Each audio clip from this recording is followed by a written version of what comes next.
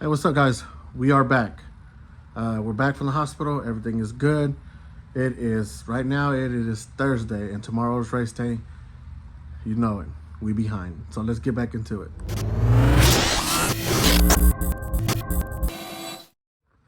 All right. So like I said, it's Thursday. We are planning to go race tomorrow. It's part of the winter series for Oval for Indy. I'm not really into it about trying to gain any kind of points or anything like that. All I'm trying to use it is as testing for the new cars that I want to run. Like I said before, sprint car action is some of the people are requesting for, or some of y'all are requesting for. So we're gonna go run some sprint car action tomorrow. Now, instead of me running two cars, I'm gonna go down to one car. Why is that? Well, because I want to be able to create a better content, because it's a lot of work for me to go back to the videos, and that's my fault. So not only that, I also want to make progress on a car. You know, it's more than just putting a car together, throw it down, and then hope for the best. So you got to put time and effort into it. So we bit ourselves in the butt last time with the late model because we paid so much attention to the Midwest mod. Now, obviously, the Midwest mod gave us results. We were able to podium, and late model we were able to transfer, but we struggled. Late decision, and ultimately I just had my mind focused on one car, and I should have been able to. So now if I can, so the goal is to put time and effort into one car at a time, at least the new builds, so whenever we do go by racing, at least we have the notes to start off on a good point, and we won't be so back and forth and trying to figure out the car. So yeah, so let's turn around and see what we got going. All right, so we still have the midget here, and we will be taking it to the track tomorrow. Go ahead and deliver it. I've been working a little bit on the camera links and stuff here and there. I guess we're pretty much just going to finish up what we can, make sure everything is good, verify, and document what our setup is. So like that, whenever he goes out to race it, at least he knows where he's at, and he can go from there. So hopefully I'll get to see this thing run, maybe even an opportunity to kind of test drive it, and then we'll go from there. Like I said, it was a pretty fun build. Yeah, let's be honest, I want one, so we'll work on getting one later, but for now, we are in the process of getting it completed and delivered. All right, so now back to where we ended up, or where we left off with our sprint car. This is my original Custom Works Outlaw 4.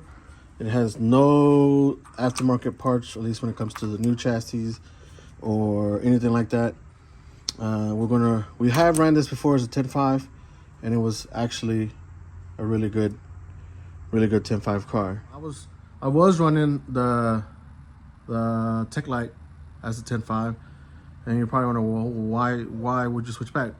So if you look at the cars, and when you run 10.5, it's pretty much a spec class.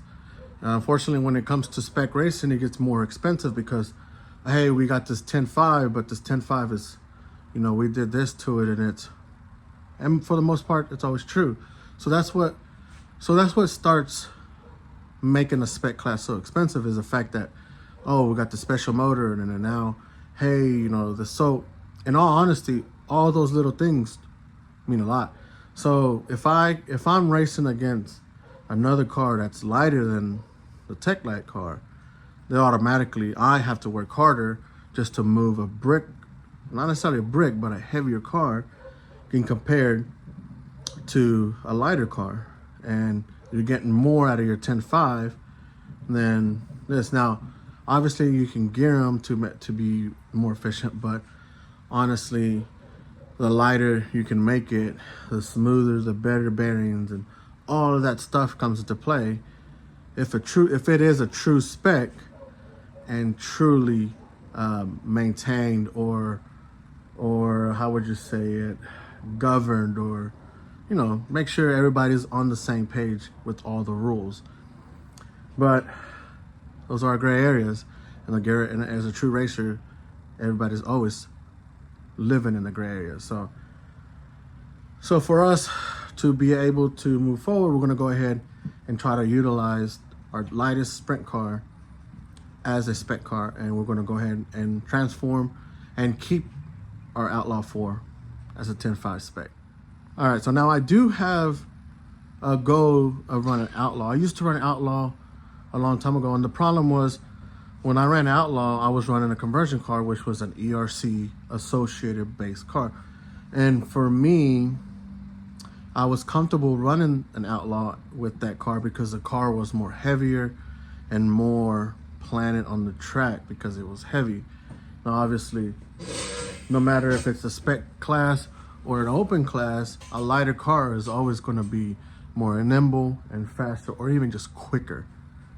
So, but for the sake of comfort, I felt comfortable in the associated cars, the conversion cars. But when I went to an Outlaw being a lighter car, it was a completely animal, and honestly just knocked the confidence out of me driving a sprint car. But with more parts coming out for these cars, we are going to get back into Outlaw, but we're going to run a different car. But that's for another episode. For now, we're going to try to get this 10.5 dialed up and ready, so like that, whenever we want to go spec racing or 10.5 racing, or depends on what track it is. Like if we go to Abilene, you don't need an open car out there. We'll grab the 10.5 off the wall. Let's go. So let's jump into this 10.5 Outlaw 4, and we'll go from there.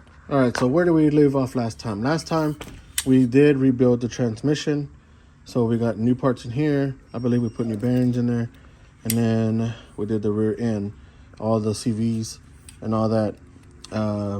So now we got to do the front end, and then we got to do shocks. I'm not really sure what I'm going to go with. We might lighten it up a little bit, at least the weight of the oil. But yeah. So let's go ahead and dive into it and get it going. We'll finish this up real quick, and then we'll finish that up. All right, guys, so excuse the mess here. I've been kind of hammering down on this car, or the sprint car. So these are the stock shocks for Custom Works. I bought, in a previous video I mentioned about getting shocks from GFRP.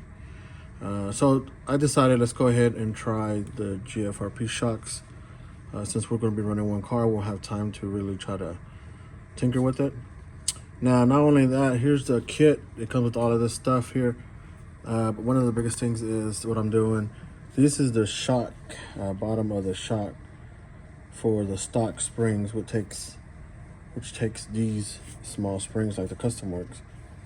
I'm decided to do big bore springs on a small bore shock. I believe it's GFRP or Quanzi something. Part of the GFR team makes these adapters for small bore shocks to big bore springs. Now, according to some people say, okay, so it's been known that these shocks, the smaller ones, are a whole lot faster, right? The smaller shock, less fluid, so they react a whole lot faster. But with this setup, using a big bore spring, it should tame it down some, kind of give it a little bit of both worlds per se. Now, I did also decide to buy GFRP. I wish I knew what the name was. I think they're Quasi Speed or something. Yeah, their part number is QS. I think it's Quasi Speed or something. Quasi Speed. And these, are for big bore, and they're supposed to be a whole lot truer. They're supposed to be a whole lot flatter. If you look at the traditional big bore spring, has that difference there. If you look at these, see that? So, like I said, when it comes to some of this stuff, it's the real fine speed. Now, I might put this on there, I might not even like it, or I might decide to try this small bore springs on there. But that's why we try in one car, so we can go ahead and we know the car, but we're going to go ahead and try these shocks and see what it goes. So I decided to go 45-40 on the weight with 2-hole pistons and I believe 7-pound springs in the front, 6-pound springs in the rear. The good thing about these springs is, if you notice, that they're etched in there. So I used to have my own springs that we kind of bought. Me and my buddy Josh. We're doing a test spring. We got a lot of stuff from China, but and we had them all black, so you really couldn't tell. Nobody could just tell, hey, he's running these springs.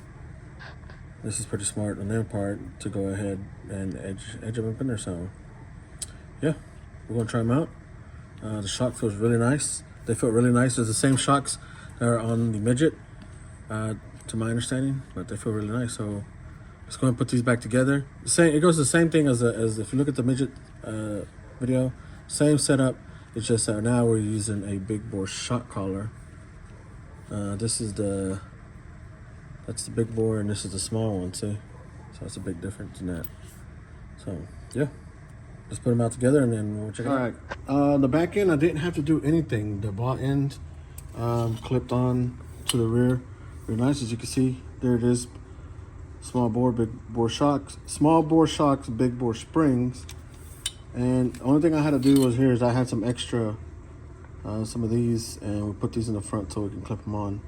And obviously the traditional fastener on top. So we'll put these on. We'll try to adjust the set right height on it, and we might take it out in the street, even though it's dark, for a test drive. See how it works. All right, so we got it pretty much done. Car feels really good. Took it for a test drive.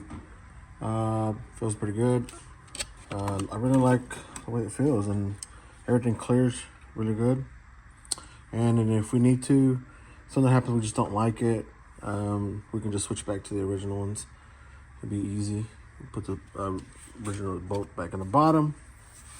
For now, we're running this body. This is the McAllister's body. It's the older version. There's the new one, but for now, we're going to run it until we can get our MR Customs body, cut it out. Let's walk over here to the midget.